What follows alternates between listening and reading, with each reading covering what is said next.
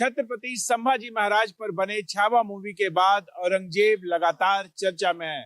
औरंगजेब को लेकर लगातार बयान दिए जा रहे हैं और अब औरंगजेब की कब्र को हटाने की मांग की जा रही है। बजरंग दल का बयान आया है कि सरकार अगर औरंगजेब की कब्र को नहीं हटाती है तो बजरंग दल औरंगजेब की कब्र का वही हश्र करेगी जो बाबरी मस्जिद का हुआ। देखना होगा औरंगजेब की कब्र को लेकर हो रही राजनीति कितनी गर्म होती है और उस पर कितनी राजनीतिक रोटियां सेकी जाती हैं। पर महत्वपूर्ण मुद्दा यह है कि क्रूर शासकों को लेकर इस तरह के निशान होना क्या जायज है। संभाजी महाराज के सम्मान में बजरंग दल मैदान में, छत्रपति संभाजी महाराज के सम्मान में बजरंग दल मैदान में। कैमरामैन आलोक सक्सेना के साथ रमेश कुमार सिंह, भारत एक्सप्रेस।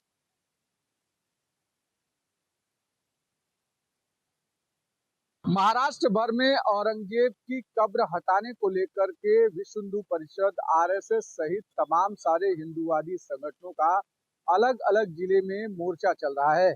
सभी हिंदूवादी संगठन ये चाहते हैं कि महाराष्ट्र से औरंगजेब की कब्र को उखाड़ कर फेंक दिया जाए, जबकि कब्र इस समय एएसआई के अंडर में है और आर्कियोलॉजिकल डिपार्टमेंट के अंडर में होने की वजह से उस कब्र के आसपास के हिस्से में सुरक्षा बढ़ा दी गई है। जबकि कई हिंदूवादी संगठनों ने चेतावनी दी है कि अगर सरकार ये काम नहीं करती है तो वो खुद जा करके बाबरी मस्जिद जैसा हाल औरंगजेब की कब्र का करेंगे। उसको निशानिया को हम लोग लड़ के झगड़ के कैसे भी करके हटाएंगे। उनको कुछ भी करना पड़ेगा, हम करेंगे। देश के लिए हम लड़ेंगे, लेकिन यहाँ से औरंगजेब का नामो निशान खत्म करेंगे। इस बीच महाराष्ट्र के मुख्यमंत्री देवेंद्र फडणवीस ने बयान दिया है कि महाराष्ट्र में अगर किसी का महिमा मंडन होगा तो वो छत्रपति संभाजी महाराज का होगा, ना कि औरंगजेब और उसकी कब्र का होगा। इसको लेकर के भी राज्य सरकार काफी कुछ प्रयास कर रही है। ऐसे में उम्मीद की जा रही है कि आने वाले समय में इस मुद्दे को लेकर के और ज्यादा तूल पकड़ने की बात सामने आ रही है।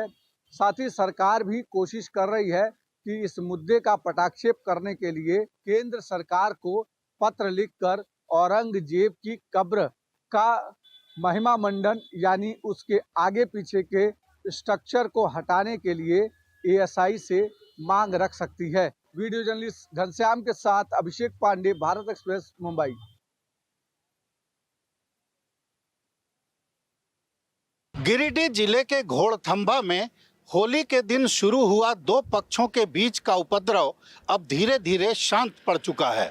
हालांकि अभी भी इलाके में पर्याप्त पुलिस बल की तैनाती है। प्रशासन लगातार इस बात पर निगाह रखे हुए है कि किसी तरह से घटना की पुनरावृत्ति नहीं हो। लेकिन इन तमाम बातों के बावजूद घटना के बाद से ही राजनीति चरम पर पहुंच गई है। घटना के तुरंत बाद लगातार बीजेपी के नेता और स्थानीय विधायक नेता प्रतिपक्ष बाबूलाल मरांडी लगातार प्रशासन पर यह आरोप लगाते रहे कि प्रशासन एक पक्ष के तरफ से काम कर रहा है।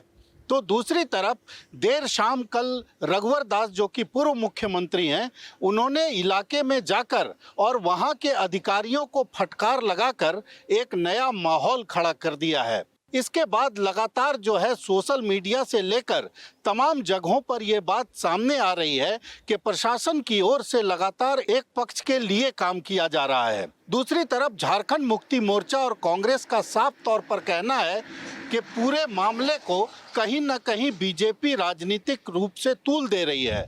हालांकि ये बात भी सच है कि जिस तरह से पहले ही दिन घटना के समय पुलिस ने कार्रवाई की, उस कार्रवाई के बाद जितने भी सवाल उठ रहे हैं, उन सवालों के पीछे कुछ न कुछ तर्क जरूर है। कल से होली की छुट्टी के बाद विधानसभा की कार्रवाई शुरू होगी और राजनीतिक तपिश को देखते हुए इतना तो तय है कि सदन के बाहर और अंदर ये मामला जोर शोर से उछलेगा। भारत एक्सप्रेस के लिए कैमरामैन धर्मेंद्र के साथ मधुकर आनंद, रांची। बिहार में पिछले 15 दिनों में हुई आपराधिक घटनाओं की वजह से सदन में इसकी गूंज सुनाई दी। सदन शुरू होने से पहले विपक्षी पार्टियों ने गोलबंद होकर नीतीश सरकार को जमकर कोसा। विपक्षी पार्टियों ने आरोप लगाया कि नीतीश कुमार का इकबाल समाप्त हो गया है। नतीजतन अपराधी पहले आम लोगों को निशाना बनाते थे, अब निशाने पर पुलिसकर्मी है। विपक्षी पार्टियों का आरोप ये भी है कि जब पुलिस सुरक्षित नहीं है तो ऐसी स्थिति में बिहार के आम आवाम कैसे सुरक्षित रहेंगे।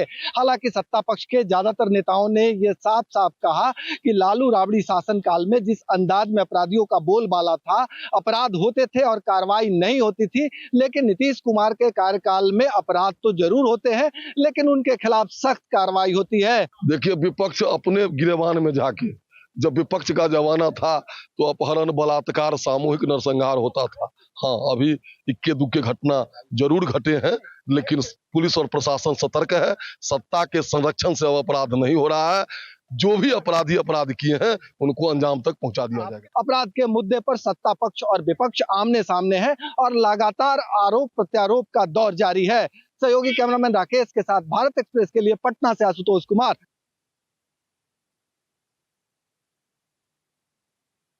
बसपा सुप्रीमो मायावती ने बीएसपी को लेकर बड़ा बयान दिया। उन्होंने कहा कि पार्टी को कभी कमजोर नहीं होने देंगे। उन्होंने साफ तौर पे कहा कि पार्टी के आने मामलों में किसी भी नाते रिश्तेदार को आड़े नहीं आने देंगे। उनके इस बयान को आकाश आनंद को बाहर किए जाने के फैसले से जोड़कर देखा जा रहा है। बीएसपी की सरकार ने ही यहाँ यूपी में इन वर्गों के लोगों को, यानी कि बहुजन समाज के लोगों को काफी हद तक अपने पैरों पर खड़ा किया है। अपने संतों, गुरुओं व महापुरुषों को भी विभिन्न स्तर पर पूरा आदर सम्मान दिया गया है, जिसे लोग कभी भी नहीं भुला पाएंगे। लेकिन ये सब यहाँ सभी जातिवादी पार्टियों के गले के नीचे से अभी तक भी नहीं उतर पा रहा है। इसलिए अब वे इन वर्गों में से स्वार्थी किस्म के लोगों को आगे करके उनके जरिए विभिन्न नाम पर अनेकों छोटे छोटे संगठन व पार्टियां आदि बनवा के बीएसपी की इस ताकत को बांटकर इसे कमजोर करने में लगे, जिनसे बहुजन समाज के लोग जरूर सचेत रहे। मायावती ने 2027 के होने वाले विधानसभा चुनाव को लेकर बहुजन समाज को एकजुट रहने का संदेश दिया है। तो वहीं बसपा सुप्रीमो मायावती ने प्रधानमंत्री नरेंद्र मोदी और केंद्र सरकार पर आड़े हाथे लेते हुए, निशाना साधते हुए कहा है कि ये लोग बहुजन समाज को कमजोर करने की रणनीति पे काम कर रहे हैं। दूसरी ओर दलित, पिछड़े, अल्पसंख्यकों को भी निशाने पे लिया जा रहा है। साफ तौर पर यह भी कहा कि संसद में जिस तरह से वक्फ बोर्ड के मुद्दे को लेकर हाय तौबा है, ये मुद्दा बेमतलबी है। वीडियो जर्नलिस्ट शैलेंद्र पाठक साथ अनुज कुमार, भारत एक्सप्रेस, लखनऊ। छत्तीसगढ़ के उप मुख्यमंत्री अरुण साव ने आज एक बड़ा बयान दिया है।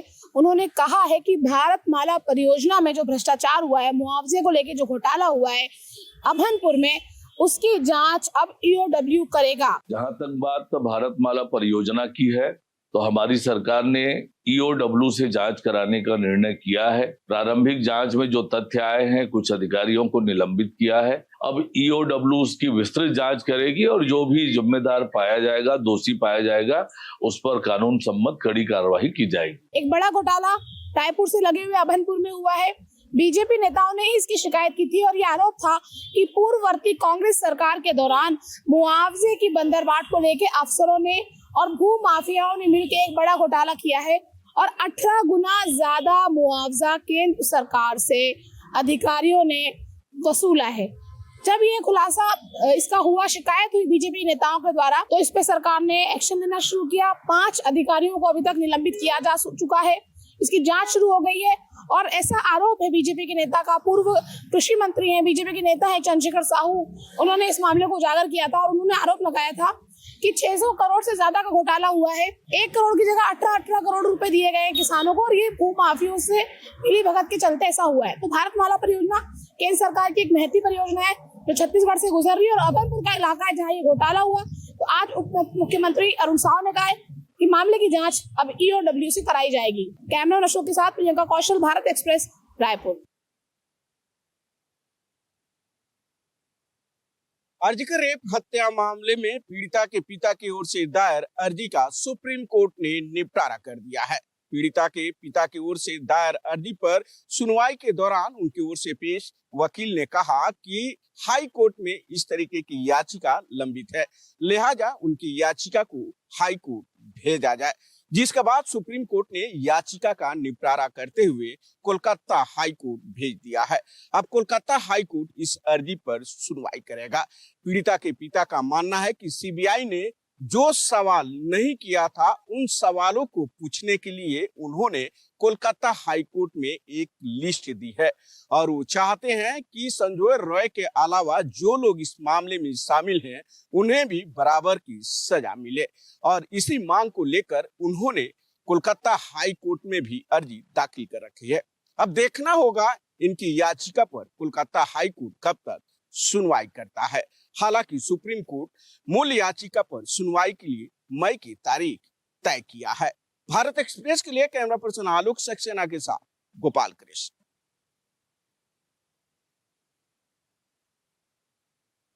दिल्ली विधानसभा अपने नवनिर्वाचित विधायकों के लिए 2 दिनों तक ओरिएंटेशन प्रोग्राम का आयोजन करने जा रही है। लोकसभा स्पीकर ओम बिरला इस कार्यक्रम का उद्घाटन करेंगे। दिल्ली विधानसभा अपने नवनिर्वाचित सदस्यों के लिए मंगलवार से 2 दिवसीय ओरिएंटेशन कार्यक्रम का आयोजन करने जा रही है। इस कार्यक्रम का उद्घाटन लोकसभा अध्यक्ष ओम बिरला करेंगे। इस कार्यक्रम का उद्देश्य विधायकों को संसदीय प्रक्रियाओं, आचार संहिता और सर्वोत्तम शासन प्रथाओं के बारे में जानकारी देना है। उद्घाटन सत्र में दिल्ली विधानसभा अध्यक्ष विजेंद्र गुप्ता, उपाध्यक्ष मोहन सिंह बिष्ट, दिल्ली की मुख्यमंत्री रेखा गुप्ता और विपक्ष की नेता आतिशी समेत कई प्रतिष्ठित व्यक्ति मौजूद रहेंगे। गौरतलब है कि समय समय पर अलग अलग विधानसभाओं में इस तरीके के ओरिएंटेशन प्रोग्राम का आयोजन किया जाता रहा है, जिससे नवनिर्वाचित विधायक वहां की कार्यप्रणाली को सुचारू तौर पर समझ सके। दिल्ली से कैमरा पर्सन दिलीप के साथ मैं मोहित शुक्ला, भारत एक्सप्रेस। दिल्ली विधानसभा में विधायकों को दिए जाने वाला प्रशिक्षण यह दर्शाता है कि डबल इंजन की सरकार किस तरह से काम करेगी। जब लोकसभा अध्यक्ष ओम बिरला दिल्ली विधानसभा में जाकर के संसदीय मर्यादा को विधायकों को समझाएंगे तो तय बात है लोकतंत्र भी मजबूत होगा। सत्ता पक्ष और विपक्ष के विधायक उस ट्रेनिंग सेशन में मौजूद रहने चाहिए, लेकिन आम आदमी पार्टी के विधायक मौजूद रहेंगे या नहीं ये तो प्रशिक्षण के दौरान ही पता चल पाएगा। कुल मिलाकर के एक अच्छा प्रयास है जिसमें ये कोशिश की जा रही है कि आखिरकार विधानसभा के हर क्षण को कितना ज्यादा इस्तेमाल किया जा सकता है और कैसे विधानसभा की सभी कार्रवाई बेहद उपयोगी होती है और जन कल्याण के लिए होती है। कैमरा पर्सन दिलीप के साथ आदित्य द्विवेदी, भारत एक्सप्रेस, दिल्ली।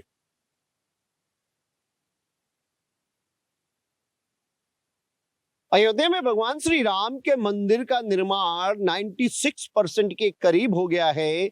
ये मानिए कि भूतल, प्रथम तल, द्वितीय तल तो पहले ही बन चुका था और द्वितीय तल के ऊपर जो शिखर का निर्माण हो रहा है वो लगभग 96% के करीब हो चुका है। ये माना जा रहा है कि जून तक भगवान श्री राम के मंदिर का निर्माण पूरा हो जाएगा और इसके साथ साथ जो 18 और अन्य मंदिर हैं वो भी बनकर तैयार हो जाएगा। श्री राम जन्मभूमि तीर्थ क्षेत्र ट्रस्ट की बैठक में ये सारी चीजें जो रामलला के मंदिर से संबंधित निर्माण और खर्च को लेकर ये बैठक का ब्यौरा पेश किया गया। श्री राम जन्मभूमि तीर्थ क्षेत्र ट्रस्ट के महासचिव चंपत राय ने बताया कि अब तक रामलला के मंदिर के निर्माण में 2150 करोड़ रुपए खर्च हुए हैं, जिसमें 396 करोड़ रुपए सरकार को जीएसटी समेत अन्य मद में ये ट्रस्ट की तरफ से दिया गया है। टोटल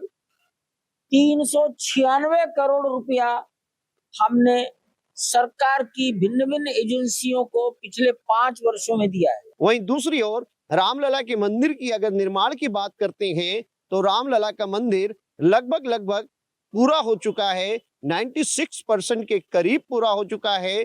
अन्य जो मंदिर हैं उसमें 18 मंदिर बन रहे हैं, सप्तऋषियों का मंदिर बन रहा है वो भी लगभग 96% कंप्लीट हो चुका है और जो परकोटा है वो भी 60% के करीब पूरा हो चुका है।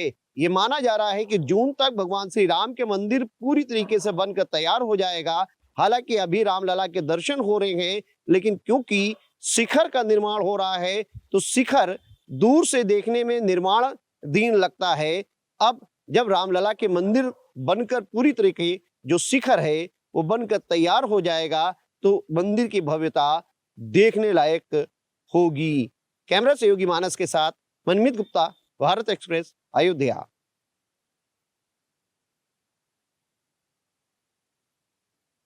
गाजियाबाद के मुरादनगर थाना क्षेत्र से एक चौंकाने वाला वीडियो सामने आ रहा है।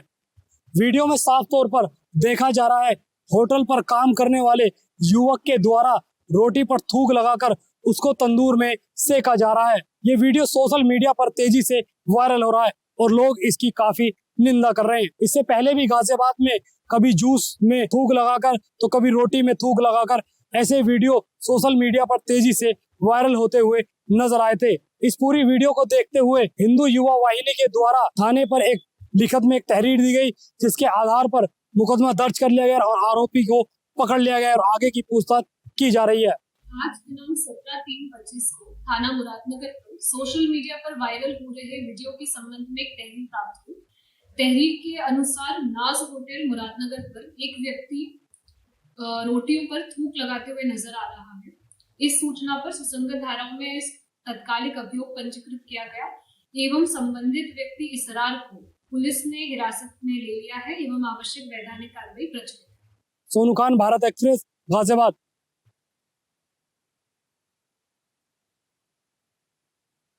पिछले कुछ दिनों से मुंबई के तापमान में लगातार वृद्धि देखी जा रही है, जिसकी वजह से मुंबईकरों को ज्यादा गर्मी सता रही है। इसके साथ ही उमस भी सबसे ज्यादा है। हालांकि गर्मी से बचाने के लिए लोग ठंडे पदार्थों का सेवन ज्यादा से ज्यादा कर रहे हैं। हालांकि जो लोग यात्रा कर रहे हैं बसों में, ट्रेनों में, उनको सबसे ज्यादा परेशानी हो रही है। अगर आज के तापमान की बात करें तो आज का तापमान 35 डिग्री है, लेकिन उमस लोगों को ज्यादा सता रहा है। वहीं अगर आईएमडी की बात करें तो आईएमडी की तरफ से कहा गया है कि आने वाले वक्त में मुंबई में गर्मी ज्यादा बढ़ सकती है, जिससे मुंबईकरों को दिक्कत होगी। इसके साथ ही साथ मुंबई के लिए हीटवे का जो अलर्ट है वो भी जारी किया जा सकता है। वहीं अगर मैं महाराष्ट्र के बाकी हिस्सों की बात करूं तो वहां के लिए आने वाले वक्त में आईएमडी की तरफ से हीटवे का जो अलर्ट है वो जारी किया जाएगा, जिसमें पुणे, नागपुर, विदर्भ जैसे कई जो जिले हैं वो शामिल है। हालांकि गर्मी से लोग राहत पाने के लिए अलग अलग जो पैतरा है वो अपना रहे हैं। कैमरामैन रोहन के साथ में आंचल तिवारी, भारत एक्सप्रेस।